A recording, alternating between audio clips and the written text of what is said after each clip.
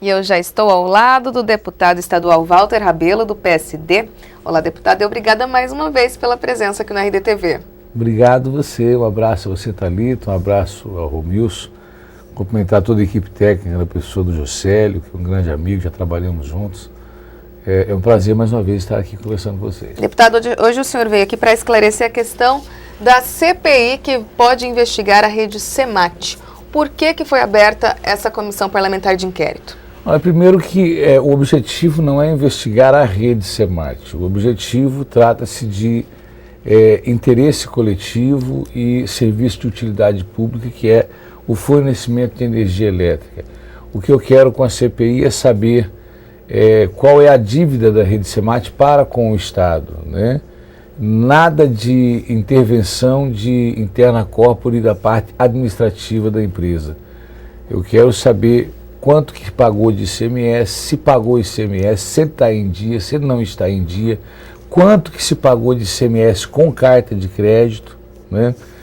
Se vai ter demissão, quantos vão ser demitidos, dos postos que estão funcionando, quantos vão continuar funcionando. A Dilma anuncia uma coisa, a presidenta anuncia uma coisa e a realidade nossa é outra. Nós temos uma agência reguladora, que é a AGER, dentro do Estado. O porquê que ela não fez esse acompanhamento? Não se manifestou ainda? Ela poderia ter feito isso antes da ANEEL, né?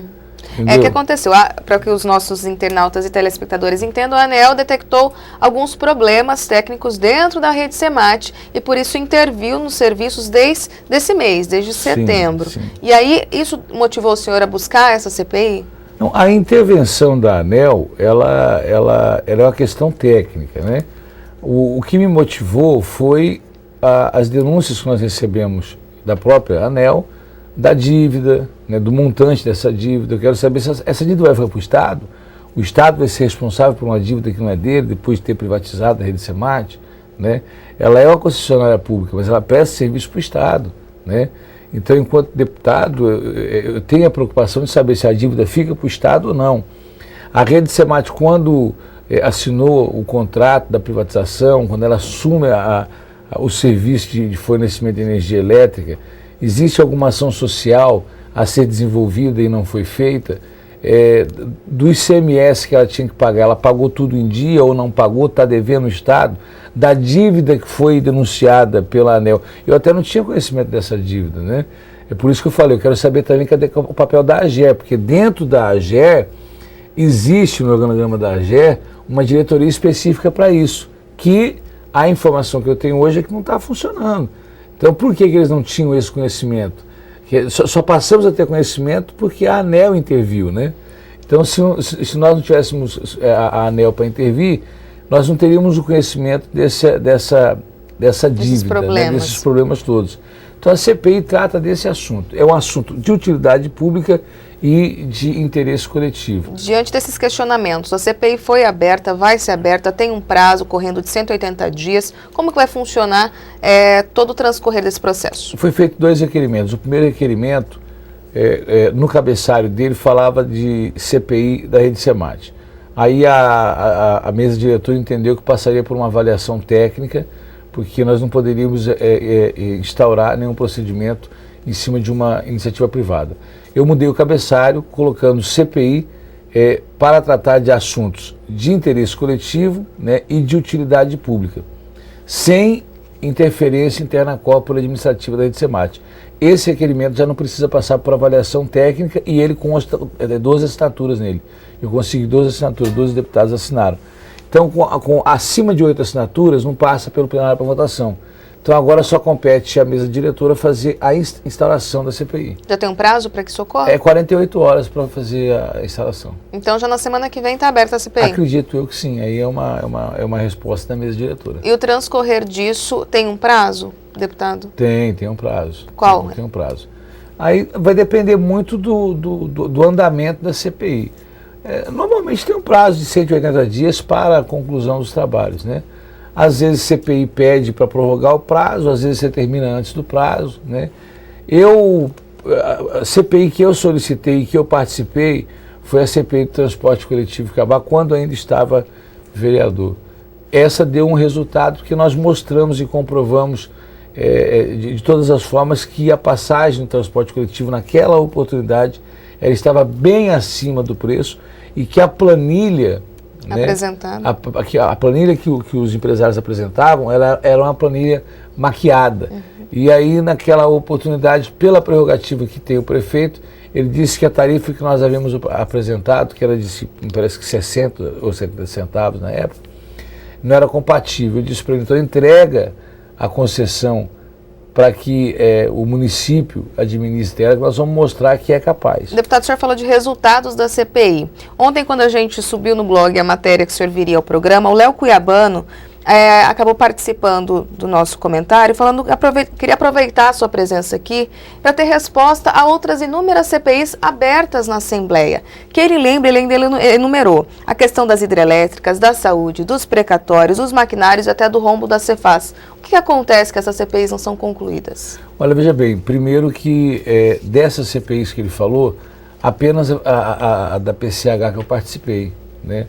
A da saúde não estava deputado, porque em 2006 eu fui eleito o segundo deputado mais votado do Estado e proporcionalmente do Brasil, mas tive meu mandato cassado por uma questão de mudança de partido. Não cometi nenhum crime, eu só mudei de partido, mas veio uma lei, uma resolução que retroagiu e me tirou o mandato, fui o único no Brasil a ser cassado. Mas mesmo assim, por que da abertura de tantas CPIs e da demora da conclusão delas? Eu não posso responder por uma CPI que eu não participei, que eu não vi a motivação da abertura dela. Por exemplo, a da saúde acompanhei como você acompanha, jornalisticamente falando, né? Mas as hidrelétricas, por exemplo, que as hidrelétricas eu participei como membro, mas o trabalho todo da CPI, deixar claro para o telespectador, ele é feito pelo relator e pelo presidente, né? Eles determinam. Você pode até opinar, você pode até participar. E houve ali um relatório feito pelo Gilmar Dal Bosco, que passa pelo plenário, que foi aprovado por 24 deputados. Então, a dependência dos membros do relator e do presidente para que a comissão tenha andamento. Tem andamento e que colha bons frutos, né? O importante da CPI, ela é importante, CPI, ela é, por exemplo, foi intermédio de uma CPI que nós estamos chegando hoje ao julgamento no STF do mensalão, né? Então tem CPI que funciona assim. Deputado, né? Falando de outros requerimentos feitos pelo senhor, a gente tem um recente também, que é de esclarecimentos do ex-assessor especial da vice-governadoria, o Rous Magalhães. A partir do dia 12, ele estará disponível para a Assembleia para prestar esclarecimentos. O que motivou esse pedido? Ainda tem resquícios daquela discussão que teve em plenário entre o senhor, o deputado Riva e o Emanuel Pinheiro? Não, o deputado Emanuel Pinheiro disse que tinha um lobista dentro do gabinete do vice-governador. Aí eu disse, bom, se ele é lobista, eu não sei se ele é lobista, mas o deputado Emanuel Pinheiro disse que ele era lobista, pelo menos foi o que estava registrado em plenário. Eu convoquei ele, solicitei para que ele viesse explicar se ele é lobista, a serviço de quem que ele está, né, por que ele está fazendo lobby, se ele está fazendo lobby ou não. Em relação a ele ser nomeado no gabinete do governador, a nomeação dele passa pelo aval e pela assinatura do próprio governador, né? E aí eu convidei ele para ir até a Assembleia, a Assembleia determinou, repassou o convite a ele, e ele me encaminhou um ofício, e eu encaminhei esse ofício para a mesa, onde ele está de viagem, e a partir do dia 12 de outubro ele se coloca à disposição para ir ao parlamento em plenário e responder a todos os questionamentos dos deputados, que aí tira qualquer tipo de dúvida, né? E cabe à Assembleia convocá-la a partir do dia 12, é isso? Exatamente, inclusive o presidente José Riva, em sessão, na presidência da sessão, ele disse que estaria analisando qual seria o melhor dia para trazê-lo após o dia 12. O vice-governador também deve comparecer à Assembleia, o Chico O vice-governador foi feito um requerimento por parte do deputado Zé Domingos, né? Eu assinei enquanto líder do PSD, o vice-governador está muito tranquilo em relação a ir lá, dar esclarecimento para a Assembleia, mas ele, como vice-governador, ele tem a prerrogativa na questão da data. Aí ele falou, mas ele garantiu se iria antes ou depois do próprio Rous? Não, eu disse, o requerimento não é meu, é do Zé Domingos.